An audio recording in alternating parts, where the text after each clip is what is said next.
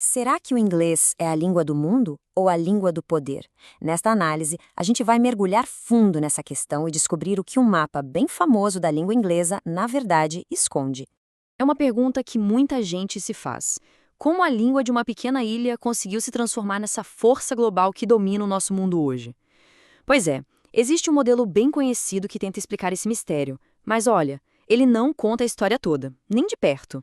É que por trás desse mapa, que parece todo simples e organizado, se esconde uma baita história de poder, de política e de controvérsia. Uma história que desafia quase tudo que a gente pensa que sabe sobre a expansão do inglês. Ok, então que mapa é esse que promete explicar tudo? Vamos dar uma olhada no famoso modelo dos 3 círculos do inglês mundial, uma criação do linguista Braj Kachru. Esse modelo foi desenvolvido lá nos anos 80 e a ideia é bem direta. Ele basicamente divide o mundo em 3 grupos, ou círculos, sabe? E essa divisão é feita com base em como o inglês é usado em cada país. É uma tentativa de colocar ordem na disseminação global da língua. Como dá para ver aqui, o círculo interno, no centro, representa os falantes nativos. Depois vem o círculo externo, que são aqueles países que usam o inglês como segunda língua, muitas vezes por causa de uma herança colonial. E, por fim, o círculo em expansão, onde estamos nós, por exemplo, onde o inglês é aprendido como língua estrangeira. Parece uma estrutura bem clara, né? Mas será que a história é só essa? Acontece que uma língua nunca é só sobre comunicação. É também sobre poder. E é exatamente nesse ponto que esse modelo, tão arrumadinho, começa a fazer água. Surge então uma teoria que desafia a ideia de que o inglês se espalhou naturalmente. Muito pelo contrário. Ela argumenta que a língua foi imposta através de poder e dominação, deixando um legado, um legado bastante complexo. E como esse sistema funciona na prática? Bom, não se trata só de palavras. A coisa é estrutural. É sobre dar a uma língua mais recursos, mais prestígio, e muitas vezes isso acontece às custas das línguas locais. É um ciclo vicioso que se auto-perpetua e acaba criando muita desigualdade.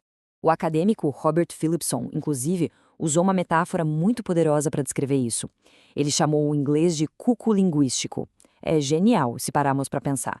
Assim como o pássaro cuco bota seus ovos nos ninhos de outras aves para que elas criem seus filhotes, o inglês pode acabar tomando o lugar das línguas locais, sabe? Deslocando-as.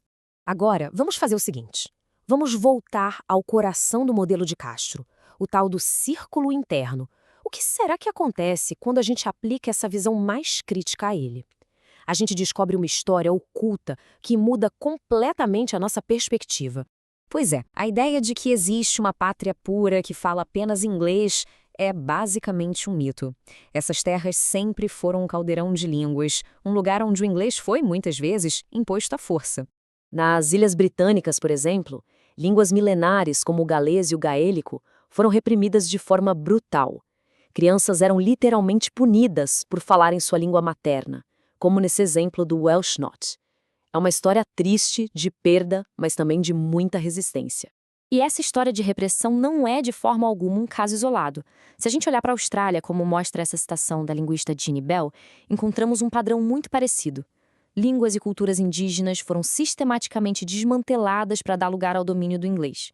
Toda essa história de repressão deixou uma marca profunda, claro, e criou um presente que está muito, mas muito longe de ser monolíngue. Aquele rótulo de círculo interno, ele simplesmente não consegue mais descrever a realidade. Vamos dar uma olhada nos dados do Reino Unido hoje. É impressionante. Mais de 500 mil de pessoas falando polonês. E não para por aí. Tem centenas de milhares falando Punjabi, Urdu, Bengali. A pergunta que fica é, com essa diversidade toda, dá mesmo para chamar o país de uma nação puramente anglófona? Os números contam uma história bem diferente. E se a gente for para os Estados Unidos, a história é ainda mais impactante. O país não é só a maior nação de língua inglesa do mundo. É também a 5ª maior nação de língua espanhola. São mais de 34 milhões de pessoas. É um número que está literalmente redesenhando o mapa linguístico do país. É claro que essa transformação demográfica não passou despercebida. Alguns estudiosos, como Samuel Huntington, que vemos citado aqui, encaram isso como uma ameaça. A visão dele é de que isso poderia acabar dividindo a nação em linhas linguísticas e culturais. Mas há quem veja esses medos de uma forma completamente diferente, como James Crawford. Para eles, a questão não é sobre identidade nacional, É sobre poder e privilégio. Eles enxergam tudo isso como uma reação contra o empoderamento de grupos que, antes, eram marginalizados. Tudo isso nos leva a um novo mundo linguístico.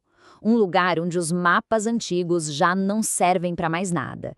A gente está, na verdade, em um território completamente novo. É só parar para pensar. Oi, em cidades como Londres, Nova York ou até mesmo São Paulo, encontramos pessoas de todos os 3 círculos vivendo e trabalhando lado a lado. As fronteiras estão, pouco a pouco, se dissolvendo bem diante dos nossos olhos. E aí fica a pergunta: no mundo onde tanta gente fala inglês de tantas maneiras diferentes, o que é ser um falante nativo? E por que essa ideia ainda tem tanto peso? Talvez o próprio conceito de nativo já esteja um pouco ultrapassado, não? Essa citação de Joshua Fishman é perfeita para fechar. O inglês nunca foi uma coisa só. Sempre foi um rio largo, mas talvez raso na superfície, com muitas outras correntes mais profundas fluindo por baixo. E isso nos deixa com uma pergunta final, que talvez seja a mais importante de todas. No mundo globalizado, a quem realmente pertence a língua inglesa?